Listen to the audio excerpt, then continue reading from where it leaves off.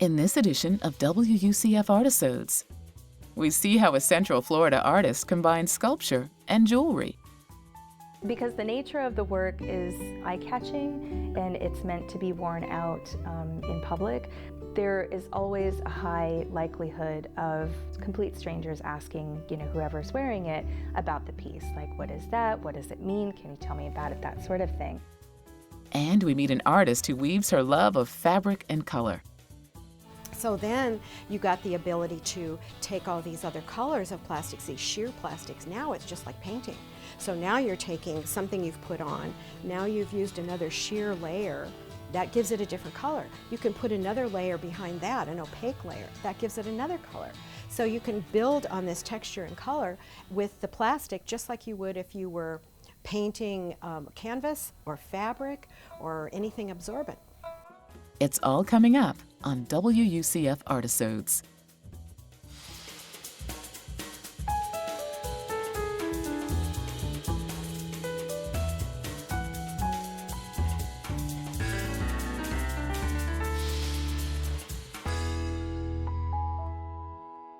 As an artist, Rebecca Rose explores the interchangeable nature of her mediums. Her sculpturings are both decorative and functional, and have been purchased internationally by private art collectors. Each ring is crafted with exquisite detail and tells a unique story.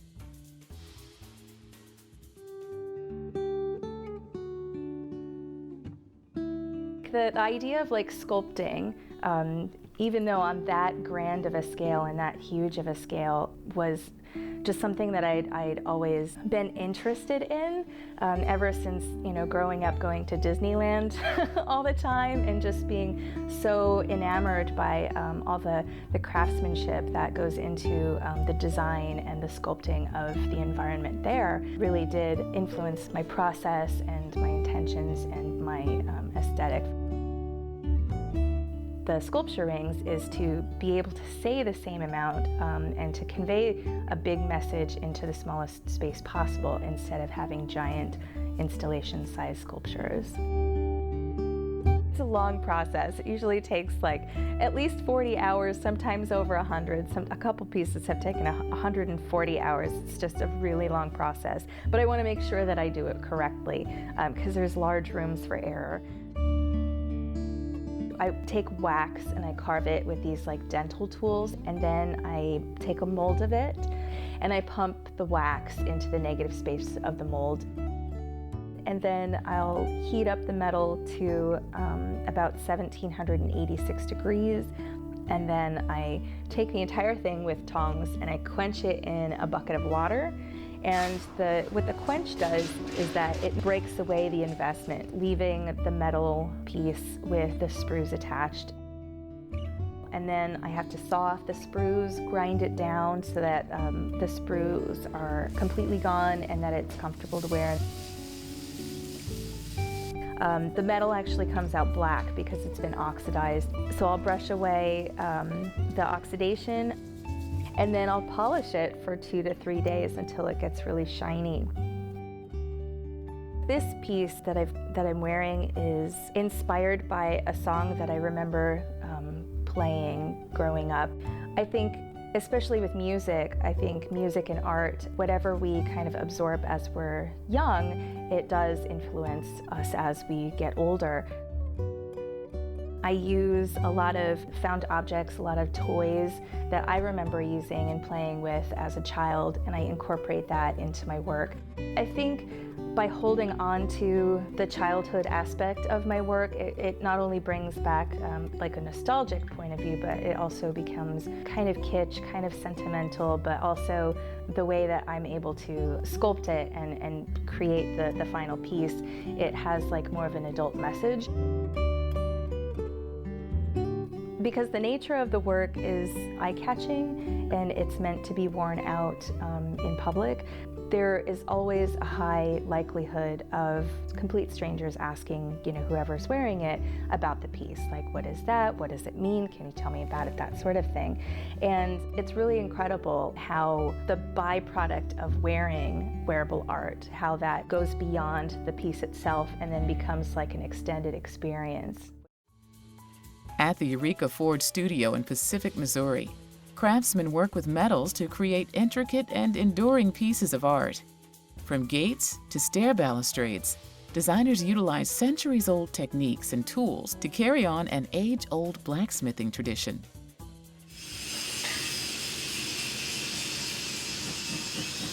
Eureka Forge is a family business. I've been working here since I was little. We do ornamental and architectural blacksmithing, and we work a lot in residential settings for high-end custom homes. We do balustrades, stair balustrades, gates, custom forged fencing. We work with a lot of steel, stainless steel, bronze, brass, aluminum. We do a lot of work on historic landmarks where we repair the ironwork that was made 100 or 150 years ago. What has happened here at Eureka Forge is very unique in its trade in terms of that we bring art into everyday life. So it's the ultimate of blending form and function together. You know, we like to make a piece that you come into a home and you see it and you're awestruck, you know, and we like to take it from the raw elements and kind of forge them into something that is a piece of art. And we have a saying. It's kind of a motto. It's like, from your imagination, we forge reality. And if you can think it up, we can make it. You know, we try and blend the modern techniques and the old world techniques. You know, we take the techniques from hundreds of years ago and mix them with some of the new things that are time savers. You know, but we still like to do things the old way, because it gives our clients a better product in the end.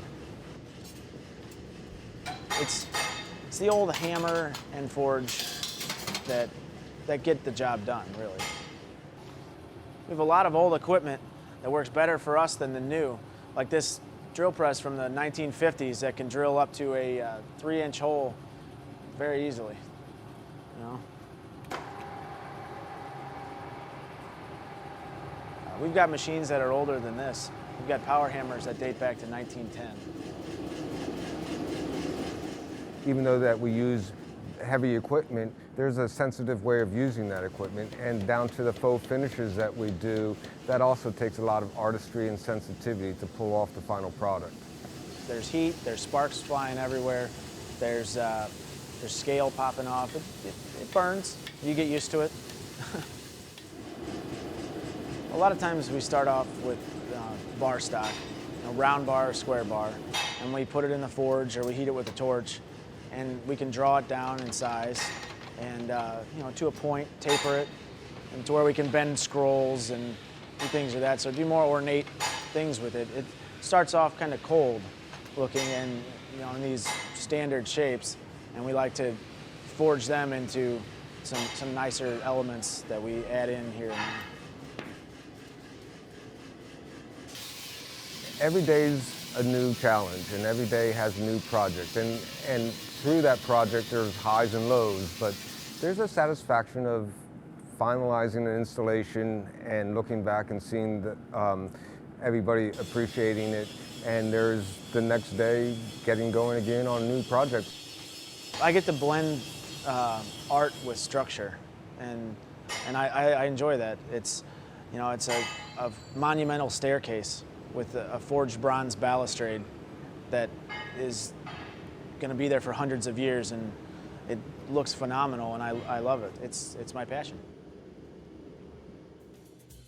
Art for Industry is a textile exhibit that was featured at the McNichols Civic Center building in Denver, Colorado.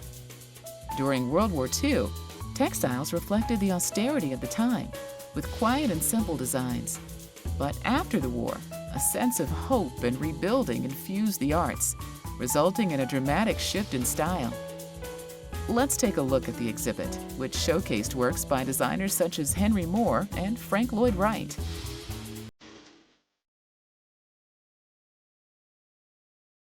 I think it's very representative of the time, which was a time that it was very much about hope and renewal and kind of looking at brighter days ahead.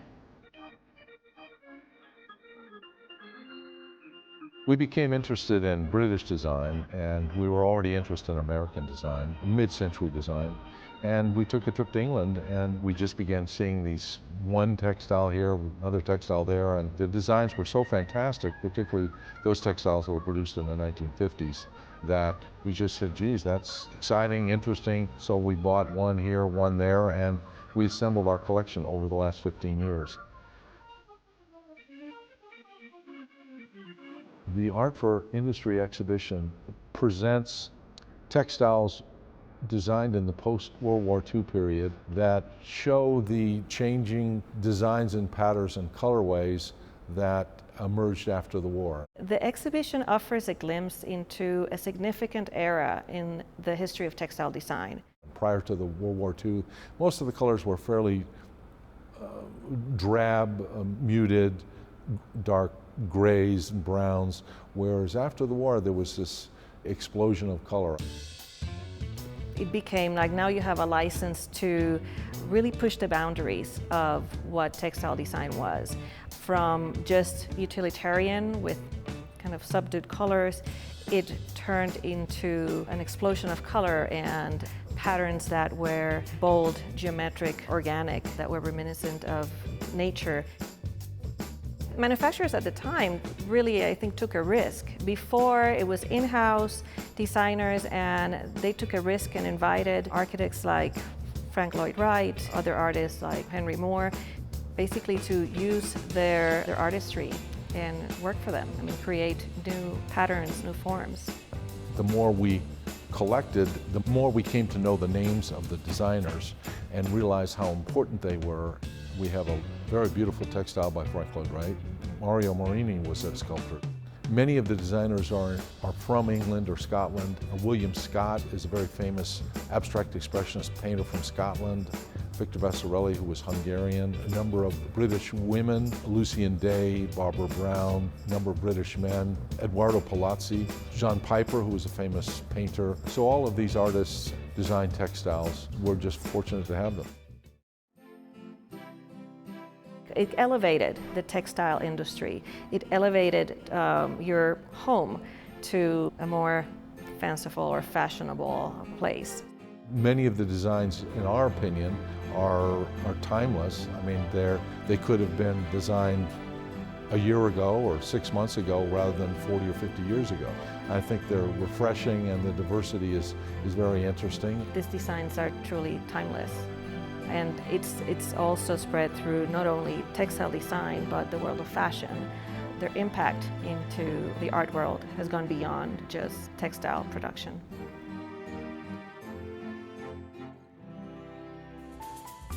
Next, we meet Dave Koenig, a blacksmith who keeps the craft of forging alive. Koenig uses traditional blacksmithing methods to create unique yet useful objects.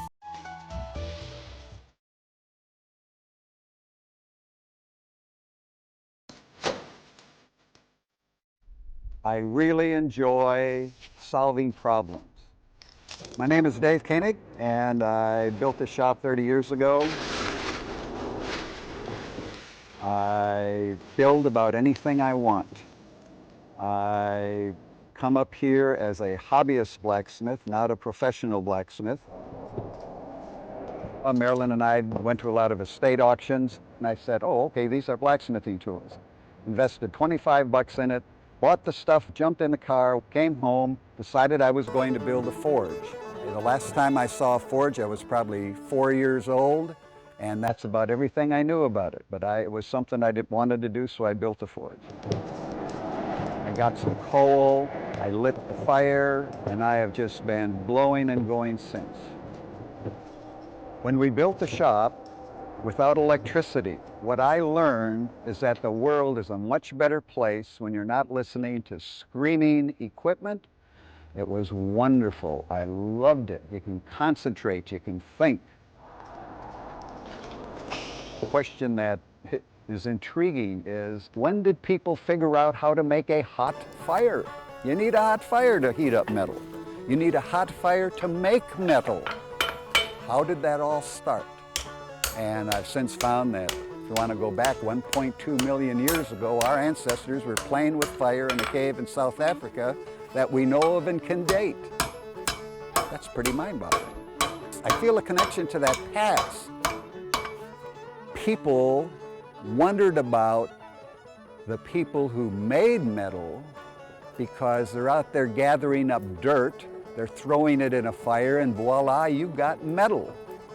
Now, nobody in their right mind can do that. So these boys must be in league with the bad guy. They must have sold their soul to get that knowledge. All of the other craftsmen relied on the smith to make the tools.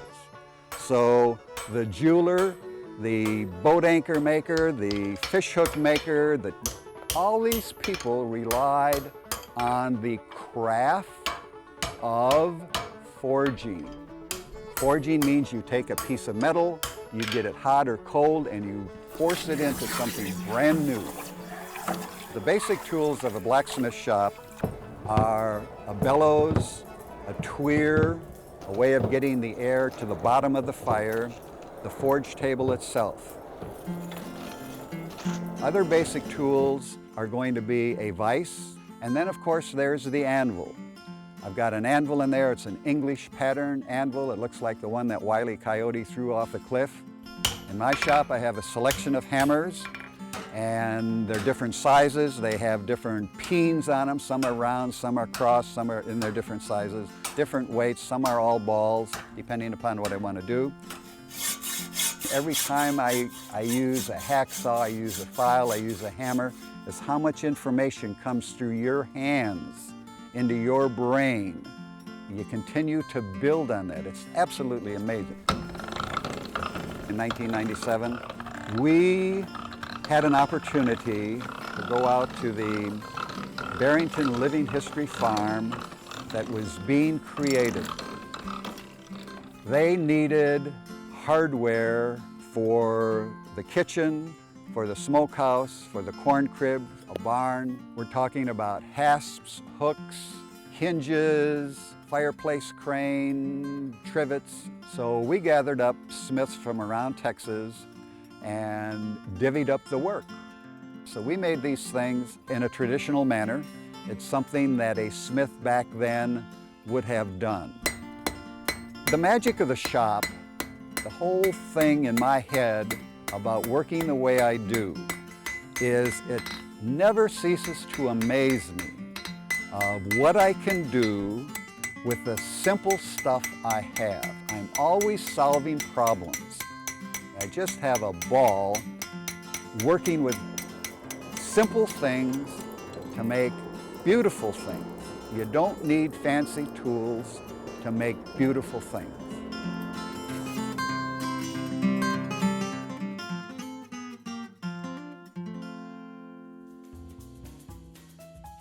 For fiber artist Donna Tronka, the ability to mix media with traditional art enables her to create beautiful kimonos from materials that are often discarded.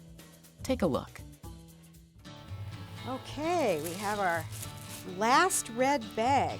So for me, I think it was the ability to absorb the feeling of the colors, which that's another thing I do, is I feel the color, and when I think of these things, then I think of the color first. And so when I'm thinking of my work, if I get stumped, then I think about somewhere I've been or sound or something like that, and it brings color, and that helps me to go forward if I'm in a corner. Tronka started in art the traditional way by taking classes in high school. She started college as an art major, but her father talked her into a business degree. But it was at college that she was introduced to fiber arts. Well, fiber arts, it was primarily early in college, and I did more weaving then, and I'm not really one to sew, so I preferred the weaving or felting. I like that ability to create an interlacement, and the felting, you can do that with either needle felting or the traditional wet felting, and then the weaving, creating all these different patterns with this interlacement. But when I discovered the plastic, and that came much later, that's only been about 5 years ago. When I discovered the plastic, I discovered I can do the same things with the plastic, not the felting, but I can weave and I can create these quilt-like projects that are brighter. The colors are brighter, they're more intense than I can get with a textile. So I think that's what's drawing me to it and what keeps me there, is this ability to have these wonderful textures, but they're different. They're bright, they're shiny, they're long-lasting. Now I'll have some more color in there. Let's see what it does here. Ooh, that's nice. You have to look at it differently, and it takes a lot of research and experimentation. And when I first started working with it, I was primarily using the design elements that were in plastic bags that were already imprinted on plastic. But it wasn't, I didn't have enough variety. I wasn't able to be as creative with that as I wanted to be. Plus, you have to be rather careful about trademark infringement too, so you have all those issues. So what I did was I started to look for paints that were not oil-based. So acrylic paints, beautiful. You can paint them on the plastic. Sometimes they'll bubble. That can be a look. I can do a lot with a hairdryer, drying them as they go on. But what I realized was you have to layer, whatever it is you apply to your first layer, you have to layer on top of that or it flakes off. So then you got the ability to take all these other colors of plastics, these sheer plastics. Now it's just like painting. So now you're taking something you've put on, now you've used another sheer layer, that gives it a different color. You can put another layer behind that, an opaque layer, that gives it another color. So you can build on this texture and color with the plastic just like you would if you were painting canvas or fabric or anything absorbent. Taking the creative process further, Tronka took art, her plastic art, three-dimensional. Growing up in the area of California, we had a very large Japanese population, and I'm very drawn to this beauty of Japanese art. You know, it's got a simplicity but a complexity at the same time, and they use different patterns with other patterns that you would think wouldn't work, but they do. So I thought, how can I do that with the plastic? And how can I make something very traditional in a very traditional manner out of something you wouldn't imagine that I would make it from? So it's contrast. So yeah, I started doing that. I sew it on the sewing machine. Plastic will stitch. I can make all these interesting patterns using my own imagination or stencils or anything. Anything works, scraping, anything. And it allows me also to use plastics that are not recyclable. And that's really the direction I'm going now more than anything, is these heavier plastics used for shipping and things like that, that really the recycling centers won't take them. So it's my little way of keeping that out of the landfill, where the other bags I can take to a recycling center. That's the other thing that's really interesting about using this medium, is that everybody can get involved. So people save bags for me. People who maybe have seen me in a gallery, they'll bring bags to the gallery and ask that they give it to me. I think it's wonderful because now they're looking at plastic differently too.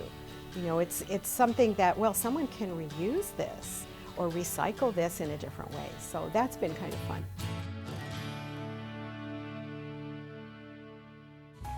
That's all for this week on WUCF Artisodes. Thanks for watching.